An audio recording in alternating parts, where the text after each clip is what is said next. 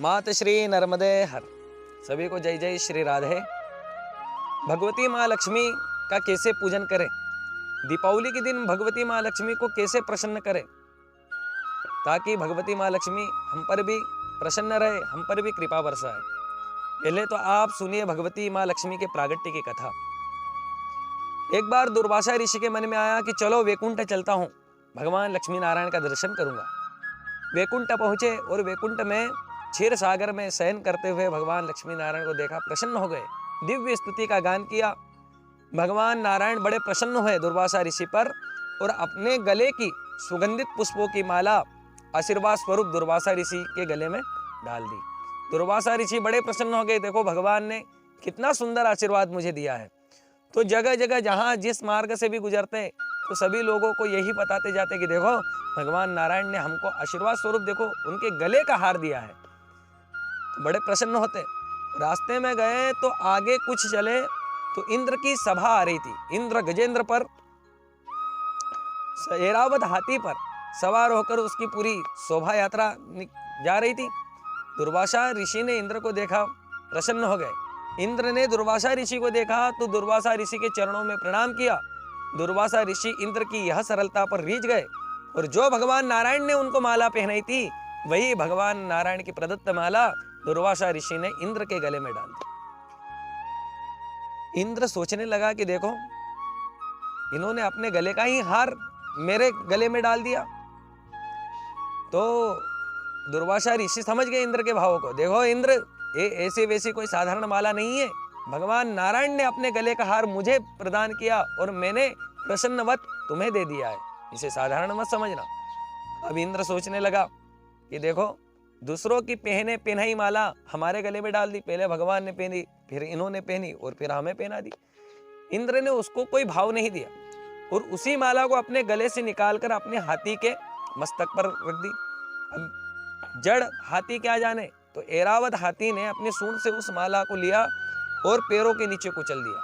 अब दुर्वासा ऋषि कुछ ही दूर गए थे कि उन्होंने मन में विचारा है कि क्यों न मैं इंद्र को एक बार देखूं कि मेरे द्वारा दी हुई माला से इंद्र की कैसी शोभा लग रही है।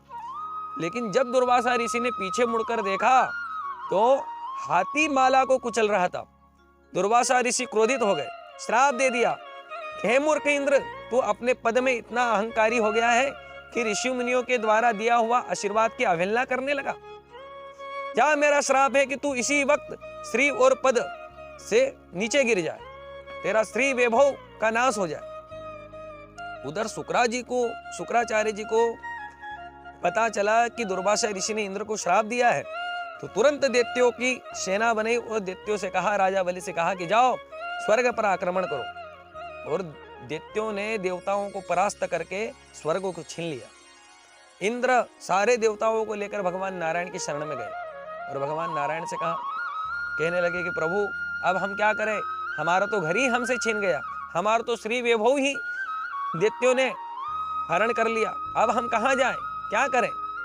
भगवान ने कहा कि देखो इन देवताओं को ऋषि मुनियों का अपमान करते हैं और फिर परेशानी आती है तो मेरे पास आते हैं, तो क्यों ना अब मैं इनको भी कुछ मेहनत का उपाय बताऊं। तो भगवान नारायण ने कहा कि देखो देवताओं, तुम्हारा जो श्री वैभव है यह श्री वैभव समुद्र में चला गया है, इसके लिए तुमको समुद्र मंथन करना पड़ेगा।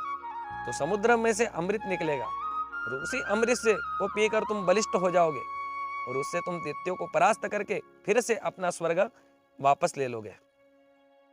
तो इंद्र कहने लगा कि हम अकेले देवता सागर मंथन कैसे करेंगे, बोले कि आपसे अकेले नहीं होगा, दैत्यों की भी सहायता लेनी पड़ेगी।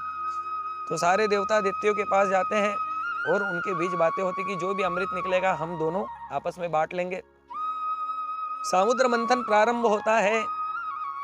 सबसे पहले तो मंदराचल पर्वत को लाया जाता है और मंदराचल पर्वत समुद्र के बीचों बीच रखते हैं।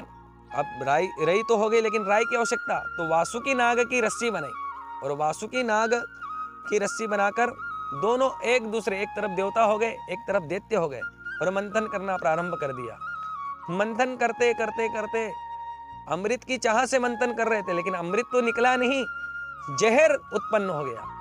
और देखिए जब किसान व्यक्ति भी खेत में फसल बोता है कितनी रात दिन मेहनत करता है, समय समय पर उसकी देख रेख करता है, कितना परिश्रम करता है, लेकिन जब फसल पकने में आती है तो ये जो काले काले बादल ही विष के समान मंडराते हैं, तूफान आता है, बवंडर आता है।